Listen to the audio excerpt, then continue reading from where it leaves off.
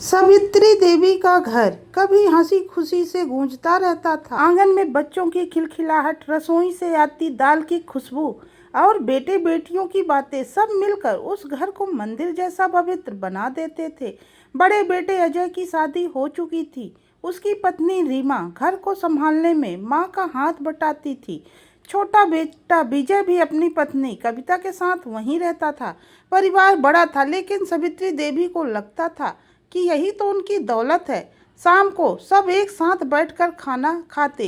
कभी कभी अजय कहता, माँ आपकी दाल में वही स्वाद है जैसे बचपन में। तो विजय तुरंत हंसकर बोल देता, हाँ माँ, यही स्वाद हमें हमेशा जोड़ कर रखेगा। माँ की आंखों में चमक आ जाती। वह सोचती कि उनका परिवार हमेशा ऐसे ही एकजुट रहेगा। लेकिन वक्त धीरे धीरे बदलने लगा। छोटी छोटी बातें बड़े झगड़ों का कारण बनने लगी। रसोई में रीमा और कविता के बीच तकरार होना आम हो गया। एक दिन रीमा ने गुस्से में कहा, कविता तुमने सिलेंडर क्यों नहीं भरवाया? मैंने कितनी बार कहा था। कविता ने तुरंत पलटकर जवाब दिया, क्या सब कुछ मैं ही करूँगी? तुम्हारा भी तो उतना ही हक है इस घर पर। यह तकरार सिर्फ रसोई तक सीमित नहीं रही। धीरे धीरे अजय और विजय भी इसमें खींचने लगे। अजय को लगता कि उसकी पत्नी सही है और विजय को लगता कि हमेशा उसकी पत्नी को गलत ठहराया जाता है। माँ लाख समझाती, बच्चों घर दिलों से बनता है, दीवारों से नहीं। लेकिन अब कोई उनकी बात सुनना ही नहीं चाहता था।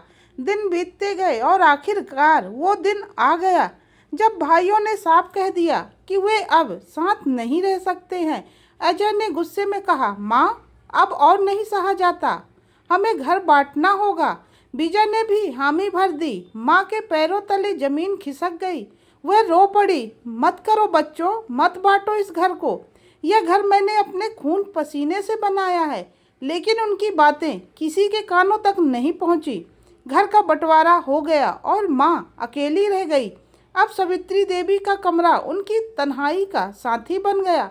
दिन भर वह चुपचाप खिड़की से बाहर देखती रहती, कभी बेटे कभी पोते पोतियों को याद करके आंसू बहाती। उन्होंने अपने दिल का दर्द डायरी में उतारना शुरू कर दिया। उस डायरी में वह लिखती हैं, मेरे बच्चों, एक दिन तुम समझोगे कि माँ की सबसे बड़ी दौलत उसके बच्चे होते हैं, ना कि जमीन जायदाद। समय बीतता गया। एक दिन अचानक विजय का बेटा तेज बुखार से तपने लगा। कविता घबरा कर चिल्लाई, विजय जल्दी कुछ करो, बच्चे की हालत बिगड़ रही है। विजय के पास गाड़ी नहीं थी और समय कम था। तभी अजय वहां आ पहुंचा। उसने बिना कुछ कहे विजय का हाथ पकड़ा और बोला, चलो मेरी गाड़ी से चलते हैं। दोनों मिलकर बच्चों को अस्पताल ले गए। डॉक्टर ने कहा, बच्चा अब खतरे से बाहर है। दोनों भाइयों की आंखों से आंसू बह निकले। इतने दिनों से जो दूरी थी वह पल भर के लिए गायब हो गई, लेकिन दिल में जो दीवार थी वह अब भी बनी हुई थी। उधर सावित्री देवी की तबीयत लगातार बिगड़ती जा रही थी। उनका शरीर कमजोर पड़ रहा था। उन्होंने कभी अपने बेटों को तंग नहीं किया था। वह बस भगवान से प्रार्थना करती, हे भगवान, मेरे बच्चों को जोड़ देना, चाहे मेरी जान ही क्यों न लेनी पड़े। और जैसे भगवान ने उनकी पुकार सुन ली हो, एक दिन अचानक वह गिर पड़ी। घर के सब लोग दौड़कर उन्हें अस्पताल ले गए।